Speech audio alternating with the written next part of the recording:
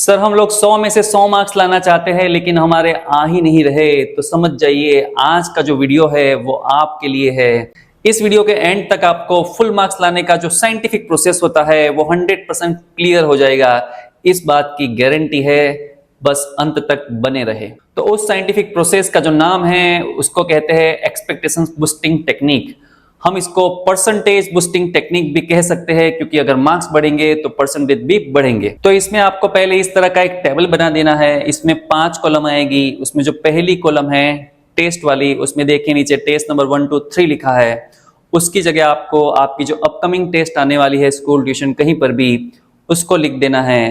तो by example next week में आपकी मैथ्स की 20 मार्क की टेस्ट है, तो मैथ्स और बाजू में सेकंड नंबर के कॉलम में आप लिख दीजिए 20 मार्क्स। मैथ्स में ऐसा मान लेते हैं कि अब तक 20 मार्क की टेस्ट में आपके 8 एवरेज आए हैं, तो जो थर्ड कॉलम है एक्सपेक्टेड मार्क्स, उसमें आपको 8 आते हैं लेकिन फिर भी थोड़े बढ़ा के लिखने हैं।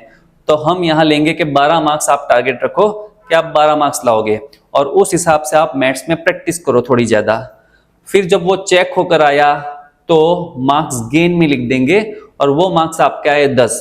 तो आपने जो गोल रखा था वो तो 12 का रखा था, लेकिन आपके जो एक्चुअल आए वो 10 आए, यानी 2 आपके टारगेट से कम आए।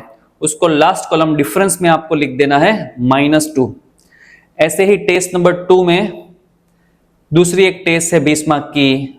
अभी हम टारगेट रखेंगे कि भाई 13 लाएंगे, और 13 में से जब मार्क्स आए तो हमारे 12 आए, यानी 1 का डिफरेंस आया, 1 कम आया, तो डिफरेंस में -1। फिर टेस्ट नंबर 3, उसमें 20 मार्क्स की ही टेस्ट है। उसमें हमने टारगेट को और बढ़ाया, 14 कर दिया, और हमारे जो आए वो 13 मार्क्स आए, और लेकिन हमारे टारगेट से 1 कम आया, सो हमने डिफरेंस में लिख दिया -1। तो ये 3 टेस्ट में -2 -1 -1, इस तरह से हमने जो टारगेट रखा था उससे 1 या 2 मार्क्स हमारे कम आए। नाउ स्टेप नंबर 2, अभी जो मार्क्स आपके कम आए उसके बारे में आप टीचर से डिस्कस करें कि क्यों कम आए, अपनी खामियों को पूछे, क्या गलती आपने की।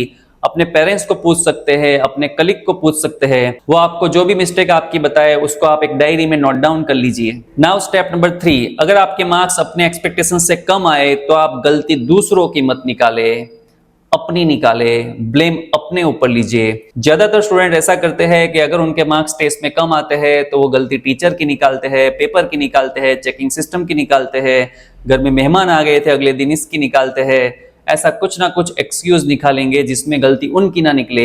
लेकिन अगर आपको आगे बढ़ना है, मार्क्स बढ़ाने हैं और स्टार स्टूडेंट बनना है, तो इस सूत्र को अपने हार्ट में सेव कर दीजिए कि हमेशा मार्क्स कम आए तो ब्लेम अपने ऊपर लीजिए। आपने कुछ ना कुछ गलती की ही होगी तभी कम आए, क्योंकि सबके तो आए नहीं। अगर दूसरे की गलती की वजह से आता, टीचर की गलती की वजह से आता, तो सबके कम आते। लेकिन दूसरे लोग तो ऑल इंडिया रैंक 1 भी लाते हैं, लेकिन हम नहीं ला पाए। इसलिए अपनी जो गलती है वो सोचे क्या गलती आपने की, और उसको भी एक डायरी में नोट डाउन कर लीजिए। नाउ स्टेप नंबर 4, आपने जो मिस्टेक की थी उसके करेक्शन के लिए आप क्या करोगे, वो एफर्ट का भी एक लिस्ट बनाइए। बाय एग्जांपल टेस्ट के अगले दिन मेहमान आ गए थे, आप पढ़ नहीं पाए, तो अभी लिखिए एफर्ट के लिस्ट में कि नेक्स्ट टाइम में 1 हफ्ते पहले ही टेस्ट की प्रिपरेशन कर लूंगा। पेपर बहुत टफ आया था, तो लिखिए लिस्ट में कि मैं बहुत ही प्रैक्टिस करके जाऊंगा कि पेपर कितना भी टफ आए, हर तरह के ट्विस्टेड क्वेश्चन को भी मैं आंसर दे पाऊं। खाली एक ही बार रिवीजन करके गया था इसलिए मैं भूल गया, तो लिख दीजिए कि इस बार टेस्ट आएगी तब मैं 3 टाइम रिवीजन करके जाऊंगा।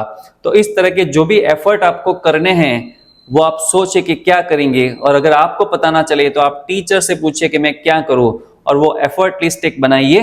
अभी लास्ट स्टेप, अगर आपका सालों से माइंडसेट है नहीं पढ़ने वाला, नहीं करने वाला, हमेशा दूसरों पे ब्लेम डालने वाला, तो समझ जाइए कि जो आपने एफर्ट का लिस्ट बनाया है वो लिस्ट आपने भले बनाया, लेकिन जो आपका नेगेटिव माइंडसेट है वो आपको पॉजिटिव एफर्ट करने देगा नहीं। सो आपको पहले अपने जो नेगेटिव माइंडसेट है उसको पॉजिटिव करना पड़ेगा। उसके लिए आपको इस टेक्निक को यूज करना पड़ेगा, पॉजिटिव सेल्फ कमांड। इसके लिए आप जब रात को सोने के लिए जाओ, जब बस आप सोने की तैयारी पे हो, लाइट बंद हो चुकी है, बेड पे बैठ चुके हो, अंधेरा हो चुका है, तब आंख बंद कर लीजिए और 2 से 5 मिनट के लिए अपने माइंड को पॉजिटिव सेल्फ कमांड दीजिए जो आप कल से करना चाहते हो। बाय एग्जाम्पल, कल से मैं हर रोज 2 घंटे रेगुलर पढ़ूंगा, कल से मैं हर रोज आधा घंटा 1 घंटा मैथ्स की प्रैक्टिस करूंगा ही करूंगा। नेक्स्ट टेस्ट में मैं लास्ट डे नहीं पढ़ूंगा, लेकिन 1 वीक पहले ही तैयारी कर लूंगा और टेस्ट आएगी तब तक 3 टाइम रिवाइज भी कर लूंगा। इस तरह का जो भी चेंज आपको अपने में लाना है उसको सेल्फ कमांड दे दे के माइंडसेट को भी चेंज करना जरूरी है। और ये करने से ऐसा हो जाएगा कि 21 दिन बाद माइंड आपको कोऑपरेट करेगा और आपका जो माइंड है वो और आपका जो एक्ट है वो एक हो जाएगा। इससे आपका जो ग्रोथ है वो बहुत ही फास्ट हो जाएगा और आप मन चाहे परसेंटेज ला पाओगे। तो अभी कंप्लीट प्रोसेस को हम वापस एक बार समझ लेते हैं। नंबर 1, पहले आपको टेबल बनाना है, उसमें सब डेटा फिलअप कर लीजिए। नेक्स्ट, जो भी टेस्ट आपकी आने वाली है स्कूल ट्यूशन में या आप खुद लेने वाले हो उसको लिख दीजिए। कितने मार्क्स की टेस्ट है वो सेकंड कॉलम में लिख दीजिए।